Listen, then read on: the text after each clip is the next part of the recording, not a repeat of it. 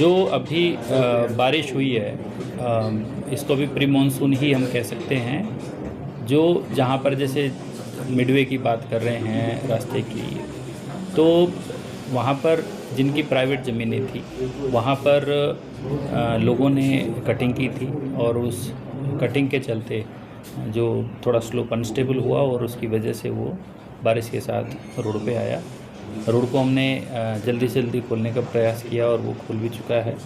हमने अब एसडीएम धर्मशाला, pollution control board और टीसीपी को हमने डायरेक्शन दी है कि जाकर चेक करिए कि क्या उन्होंने जो कटिंग की है एज़ पर नॉर्म की है कि नहीं की है। अगर नहीं की है तो उनको जो भी कानूनन जो भी उस पर कार्रवाई होगी उस कार्रवाई को वहाँ पर अमल में लाएँ, क्योंकि जो अभी जो बारिश है उस बारिश से ऐसी सिचुएशन नहीं हुई है कि बहुत हैवी लैंडस्लाइड्स अभी हों। और जो हमारी टीम्स हैं पीडब्ल्यूडी की या विभागों की टीम, वो सभी मुस्तैद हैं और एक्शन भी ले रहे हैं। आज जैसे आपने देखा होगा कि जब स्लाइड हुई तो स्लाइड को जितना जल्दी हो सके उसको खोला भी गया है। तो जहाँ जहाँ डिजास्टर सिचुएशन उत्पन्न होती हैं वहाँ पर हमारा रिस्पॉन्स कोशिश ये रहेगी कि जितना जल्दी हो सके उतना जल्दी। और सर, अभी बरसात की शुरुआत होनी है तो उससे पहले प्रशासन कितना तैयार है इन बातों के लिए?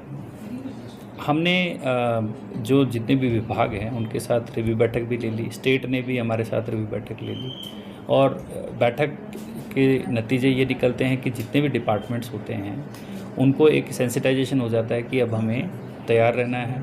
जैसे जल शक्ति विभाग की पानी की स्कीमों के सोर्स हैं, तो सोर्स डैमेज ना हो, उनके जैसे ही नाले में पानी आए उससे पहले सोर्स को वो पानी की सप्लाई वहाँ पर वो रोकें ताकि सोर्स जाम ना हो, या सोर्स अगर डैमेज हुआ है उसको जल्दी से रिस्टोर भी करें।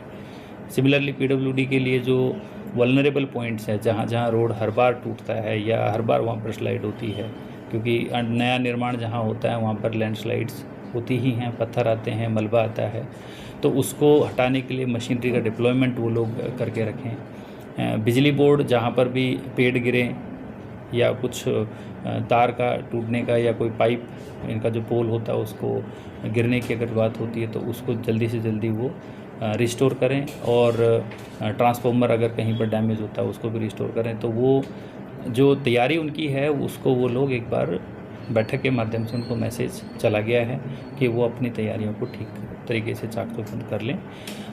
दूसरे विभाग है जो राशन सप्लाई की बात करें या दूसरी सोशल सर्विसेज की बात करें, तो सारे विभाग इस बैठक के बाद उन्होंने सारी अपनी तैयारियों को चेक कर लिया है। जो हमारे खासकर जो रोड साइड ड्रेन्स हैं उन ड्रेन्स में क्लॉगिंग होती है। ये अमूमन हर बार देखा जाता है कि जब भी मानसून या प्री मानसून की बारिश होती है तो हमारे ड्रेन्स जो चोक्ड होते हैं वहाँ पर कुछ फंस जाता है और फिर वो पानी ड्रेन में ना जाके रोड के ऊपर आ जाता है। तो उसको भी क्लियरिंग करने के लिए निर्देश सभी को दिए हैं और आई एम श्योर डिपार्टमेंट इस पर कार्रवाई कर भी रहे होंगे। और जब पहली बारिश हुई है उनको पता भी चला होगा कि कहाँ कहाँ हमारी कमियां हैं, उन कमियों को वो दुरुस्त भी करेंगे, मुझे पूरी उम्मीद है।